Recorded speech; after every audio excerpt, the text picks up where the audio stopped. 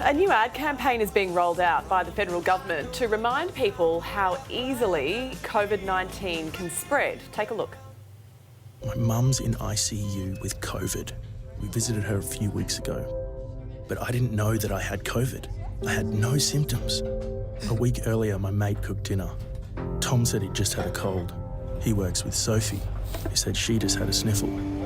We all had COVID and didn't know it. We can't change that, but we can all change what we do in the future.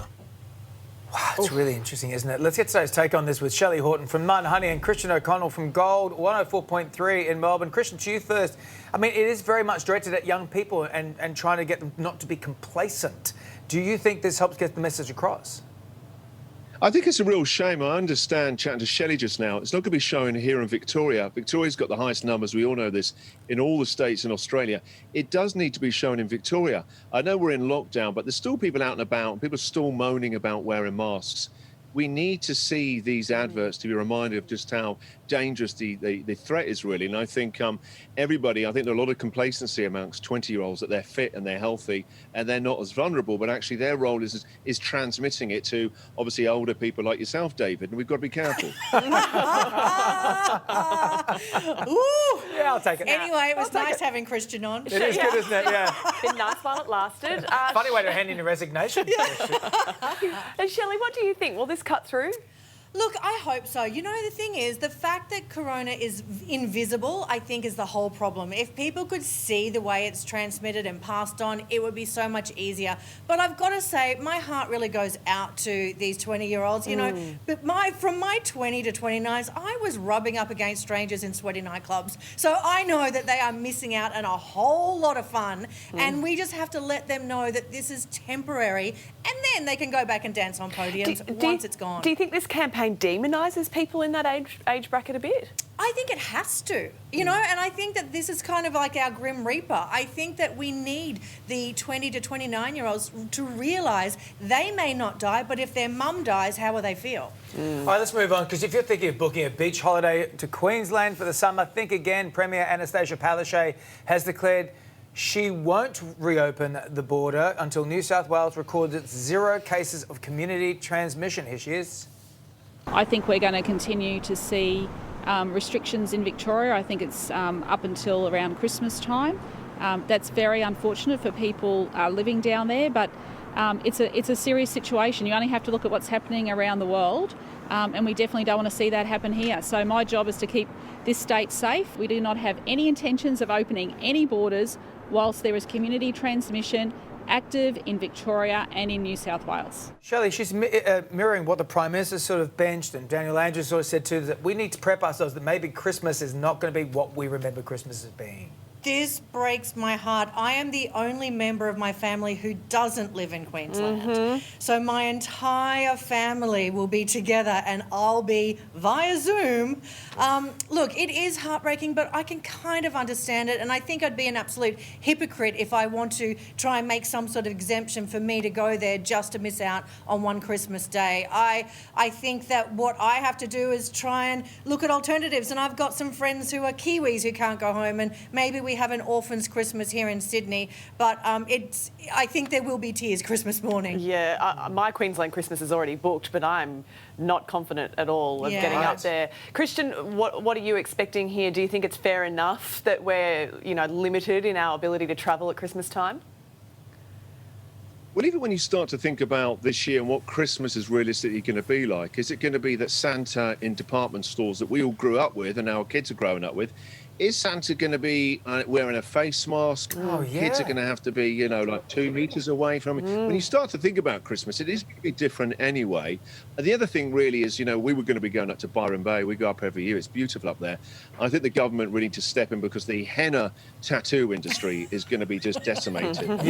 Byron. The braids too. And that's not a bad thing. They could be wandering around not knowing what to do with all that henna. It's a worry. Or maybe there's a nightclub somewhere that'll open for you to do some sweaty dancing, Shelley, just to give you a little bit of Christmas It's cheer. quite the image, isn't it? Isn't it what? Yeah. Smudging against people. Stick around, Shelley and Christian. When we come back, we're cutting out the 5 and 10 cent pieces. Why we could see an end to silver coins. And hands off. The awkward moment Melania Trump refuses her husband's attempt at a PDA. And look at poor Barron watching on. That's next. Well, Australia's 5 and 10 cent coins could soon disappear forever after demand for the currency has halved over the past 5 years.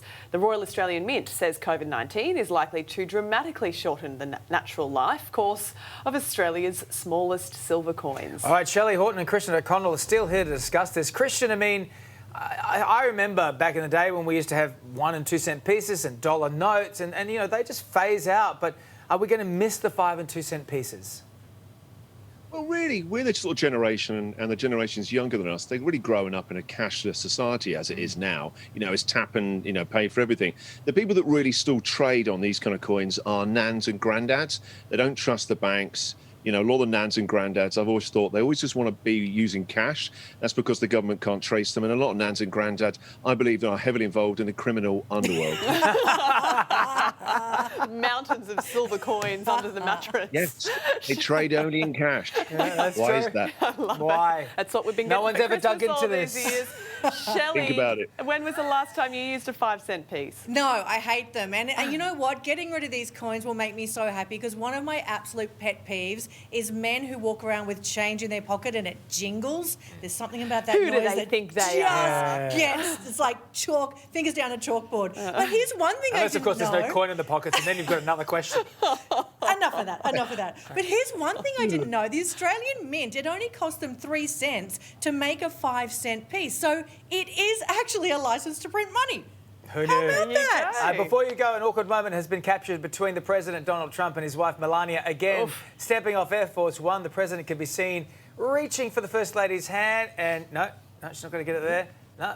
Now she's going to go pretend to fix her dress. No, I've got an expensive bag. Don't you touch me. And Barron, poor Barron, their son's watching this whole thing. Shelley, what do you make of this? Oh, you don't need a body language expert. She does not want to be there. I have a theory that has absolutely no evidence, but Go on. Do you remember in 2001 when Nicole Kidman walked out of that divorce with Tom Cruise and she was cheering in the street? I think we've got a photo of it. There it is. I predict if Trump does not win the election, we're going to have a Melania shot mirroring that. Wow. Yeah. Oh, she's got a bit going on, Christian. It's like the wind in her hair and the wind up the skirt. You know, she's just got a bit to handle. The only one who needs to worry about the wind is old Trumpy with that wig he's got on top of his head. I mean, look, years ago in the Oval Office, you had Bill Clinton. He had interns under his desk. Donald Trump now, he can't even get his wife to hold his hand. That's the state of the affair. She does not want him losing that election, or she's going to have more time with that guy in the bedroom and at home. She needs to keep him at work for another 4 years. Yeah, I just feel for Barron. You look at your mum. You're a teenage boy. He's grown up so much. He's grown up so much. We And your haven't mum seen and him dad, for years. they don't even touch. It's just, I it's know. awkward. All right, guys, thank you both so much. Stay safe down there, Christian, Shelley. See you soon. Bye-bye. Thank you. Coming up on Today Extra, what to watch. Our top recommendations for the shows you should be streaming right now. I've got an intense one for you. Yes, please. And the 100% Club. We check out the movies that scored a perfect rating on Rotten Tomatoes. That's next.